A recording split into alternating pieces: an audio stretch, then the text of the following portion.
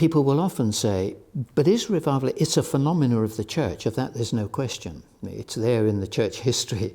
There's outpouring of God's Spirit. There's exceptional circumstances of what God is doing among his people. But is it biblical? Is it something we can expect and claim for in the Bible?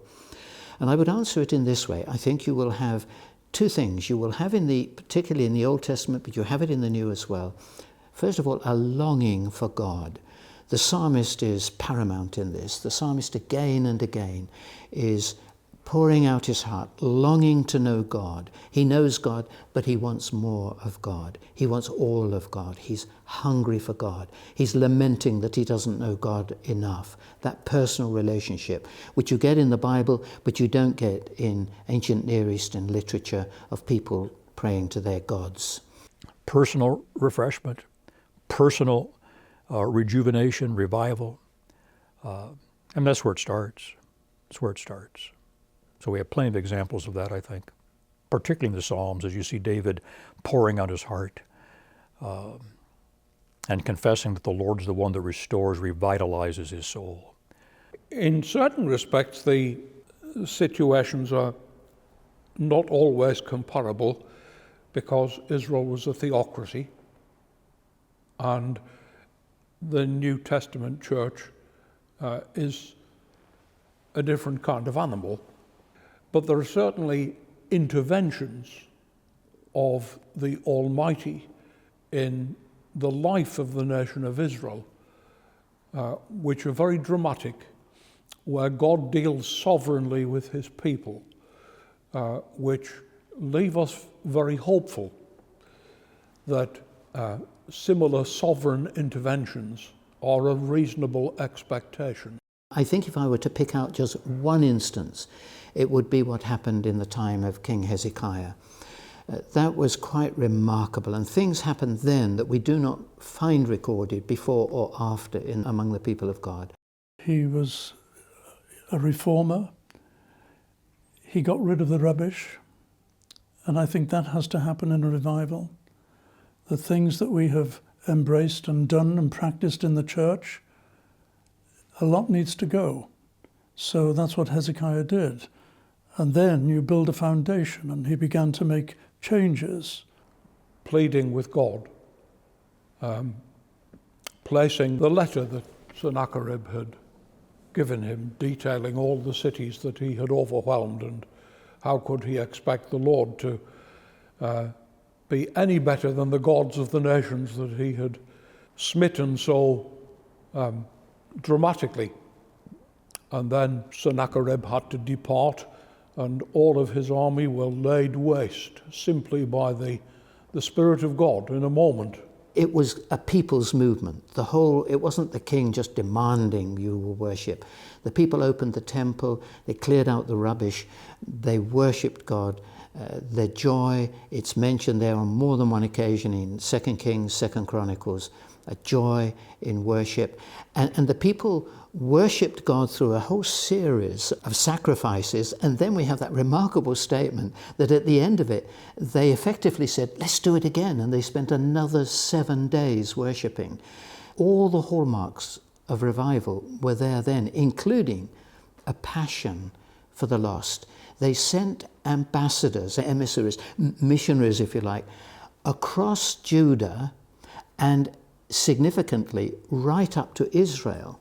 Now remember, Israel had been conquered 2 decades earlier by Assyria, and a lot of foreigners had been shipped in. So it was a mixed multitude. They were going into dangerous territory with the good news of what God was doing, saying, come down and join us down here in Jerusalem. Sadly, he took ill, and the Lord said, you'll not die of this, but you'll live for another 10 years. And whether that was the best thing for him or not, I don't know, because in those 10 years he gave birth to Manasseh, who was one of the most wicked kings in Israel. During the time of King Josiah, the young boy king, he's coming on the heels of his father Manasseh, who was a king who did so much wickedness. The nation is enmeshed in Baal worship, paganism, syncretism, in the life of the Old Testament church, the Old Testament people, is really at a high point, and faithfulness at a low point. And as we read the account, Josiah really seems to begin to be marvelously transformed by the Lord's work around the age of 16, and becomes very concerned for a recovery of biblical worship. And then around the age of 20, the book of the law being discovered. And he's just grieved, he's torn to the heart, he weeps over, he's profoundly convicted over his own sin and the sin of the covenant nation of the Old Testament. And there is this recovery of the teaching of the Word, of the preaching of the Word. These are the early days of Jeremiah, Zephaniah, among other prophets. We do see this revival that takes place, though sadly, as we read Jeremiah and Zephaniah, we also realize that it seems to have been in some ways a temporary thing, and then it ebbs away again. And the prophets, as they cry out for the people to turn back to the Lord in a deeper and fuller way, we have the laments of Jeremiah and the realities of the Lord's impending judgment coming. There is change among the people, but it's also a limited change. So you could say maybe a smaller revival. Josiah was right to do as he did, but for the most part, within the nation of Israel, there did not seem to be heart repentance in the nation as a whole, so that when King Josiah was killed in battle, shortly after his attempt to bring about reformation within the life of the court and within the priesthood, everything ground to a halt when he personally was taken from the scene. And in the end, it's an extremely sad tale. He seems to have been the last good king of Judah.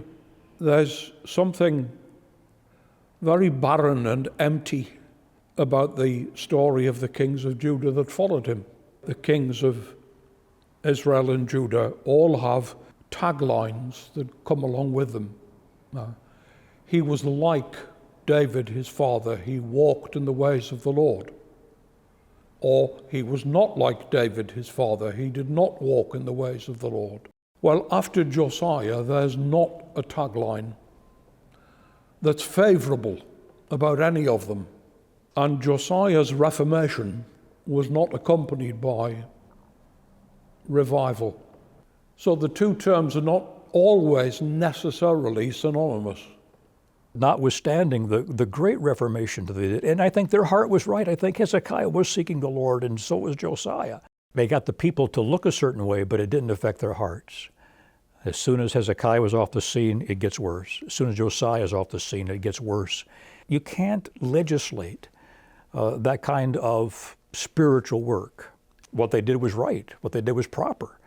And we want to legislate properly and according to God's law.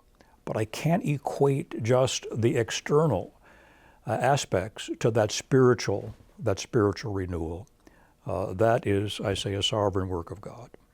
After the situation with Cain and Abel, we are told that men then began to call upon the name of the Lord. You have instances of the Israelites in their journeys, rededicating themselves, calling upon the name of the Lord. Samuel at Mizpah, when the Philistines were about to overwhelm and engulf the people of Israel, for instance, God stepped in and dealt with the Philistines in the most dramatic way. One is reminded of that promise that when the enemy comes in like a flood, the Spirit of the Lord will raise up a standard against him. An evident case of a personal revival and a spiritual awakening is the story of the book of Jonah, in which clearly Jonah himself is spiritually revived, running away from God, arrested by God, brought back to God. Through that, the people of Nineveh are awakened from spiritual death, brought to repentance. which has some pretty evident manifestations in their experience, and in that sense restored to God. Ezra and Nehemiah, we also see a marvelous work of revival. The rebuilding of the temple, the beginnings of what takes place there.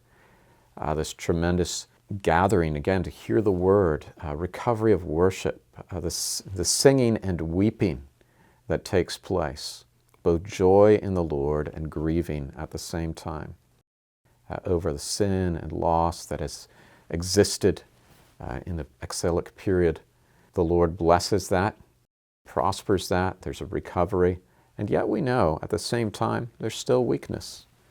And there will need to be renewed calls to repentance among the Lord's people.